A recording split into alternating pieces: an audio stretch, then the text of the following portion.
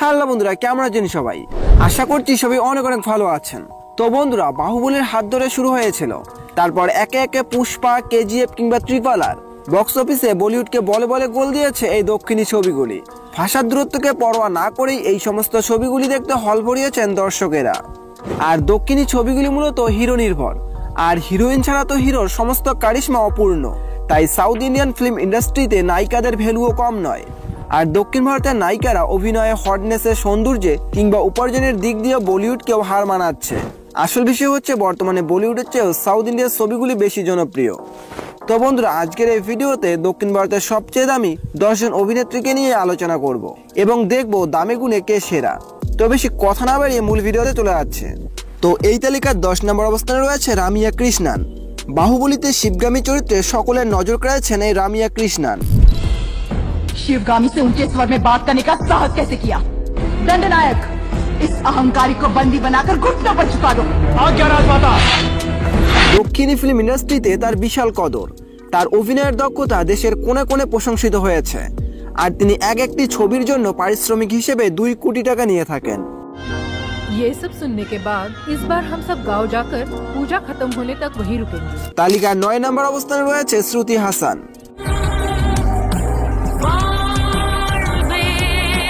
কমল হাসানের মেয়ে শ্রুতি হাসান অভিনয়ের পাশাপাশি গানও করেন, মানে তিনি একজন গায়িকাও।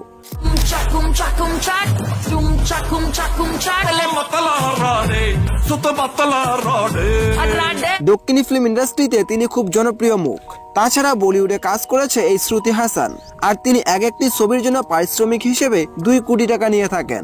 8 নম্বর অবস্থানে রয়েছে কৃতি সুরেশ। তামিল, তেলুগু, মালয়ালম ছবিতে একচেটিয়াভাবে কাজ করেছেন কৃতি সুরেশ। मुझ पे हाथ उठा के दिखाओ प्लीज। क्या हाथ लगाऊंगी तो ही मारोगे?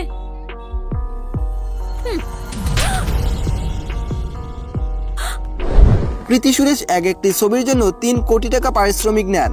আর কৃতি সুরেশ তার কিউটনেস ও চরিত্রের জন্য সবচেয়ে বেশি জনপ্রিয়।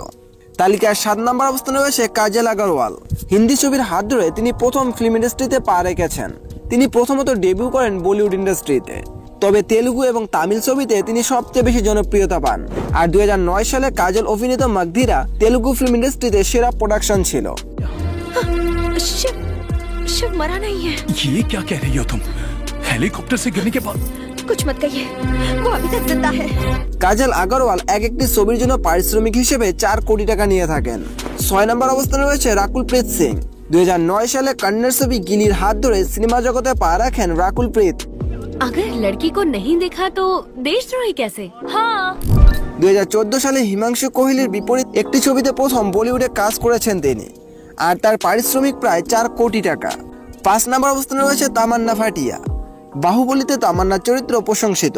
মূলত তেলুগু ও তামিল ছবিতে কাজ করেছেন তিনি। তাছাড়া ওয়েব সিরিজ ও হিন্দি সিনেমাতেও কাজ করেছেন। আর তিনি এক একটি ছবির জন্য বা ওয়েব সিরিজের জন্য পারিশ্রমিক হিসেবে 5 কোটি টাকা নিয়ে থাকেন। আর তিনি শুধুমাত্র আজকি রাত এই আইটেম সংটির জন্য 2 কোটি টাকা পারিশ্রমিক নিয়েছেন। এরপর 4 নম্বর অবস্থানে রয়েছে রশ্মিকা মান্ডানা।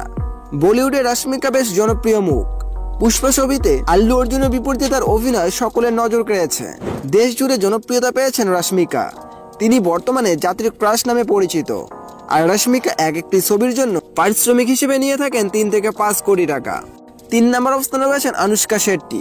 দক্ষিণী ফিল্ম ইন্ডাস্ট্রিতে অন্যতম দামি নায়িকা আনুশকা শেট্টি। বাহুবলী ছবিতে তার অভিনয় দেশের কোণা কোণা থেকে প্রশংসা কুড়িয়েছিল। দেবসেনা চরিত্রে অভিনীত আনুশকাকে মনে রেখে দিয়েছেন সিনেমা প্রেমীরা। দক্ষিণের অনুষ্কা এক একটি সিনেমাতে অভিনয় করার জন্য 4 থেকে 7 কোটি টাকা পারিশ্রমিক নিয়ে থাকেন। 2 নম্বর অবস্থানে রয়েছে সামান্থা রুথ প্রভু। দক্ষিণী এই অভিনেত্রী বলিউডে বেশ পরিচিত মুখ। পুষ্পা ছবিতে তার ও আন্থাভা আইটেম সঙ্গে চমকে গিয়েছিল পুরো দেশ।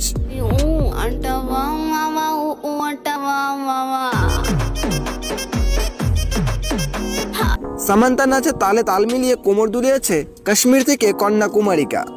সামান্থা এক একটি ছবির জন্য 5 থেকে 8 কোটি টাকা নিয়ে থাকেন।